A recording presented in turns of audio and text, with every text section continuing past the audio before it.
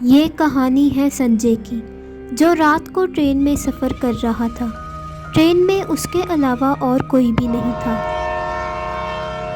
Train अगले station Jalpur पर रुकती है, जहाँ अक्सर रात को कोई भी नहीं आता था, क्योंकि कुछ लोगों का कहना था कि वो स्टेशन हॉन्टेड है। जब संजय खिड़की से बाहर देखता है तो उसे एक अजीब सी लड़की खड़ी हुई दिखाई देती है।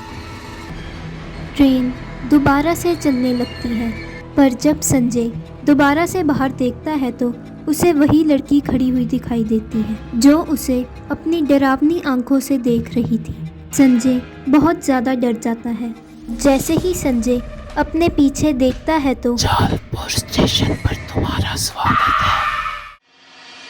ये कहानी है रोहित की, जो ऑफिस से रात को घर लौटता है और उसे घर के दरवाजे पर ही एक लेटर मिलती है, जिसमें लिखा था कि मैं तुमसे मिलने 12 बजे आऊंगी। रोहित रात के 12 बजने का इंतज़ार करता है और 12 बजते ही उसके घर पर कोई दस्तक देता है।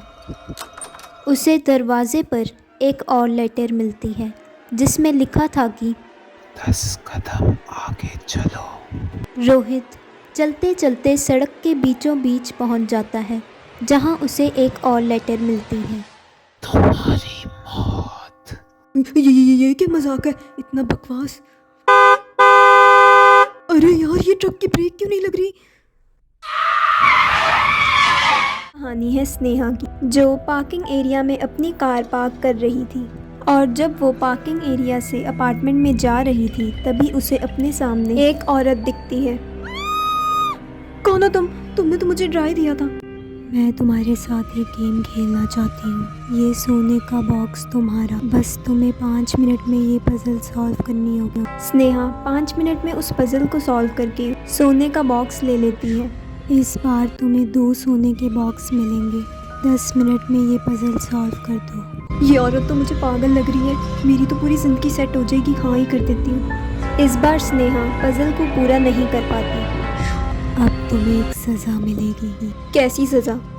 अब तुम्हें अपनी जान की कुर्बानी देनी होगी। ये तुम क्या कह रही हो? मैं ऐसा कुछ भी नहीं करने वाली। ये तो तुम्हें गेम खेलने से पहले सोचना था।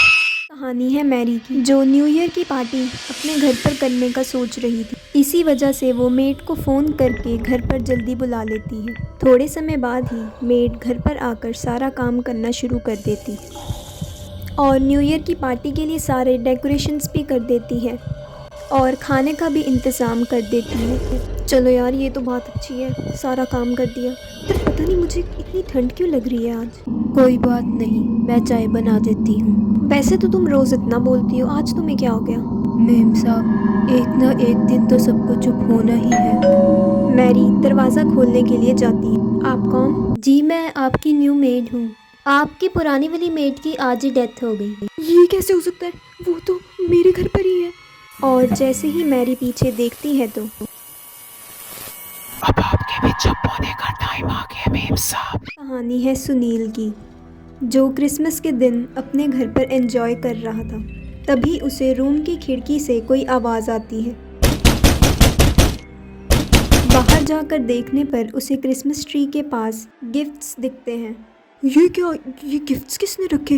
अरे यहाँ पे तो सेंटा क्लॉज भी आया है। Hello Santa.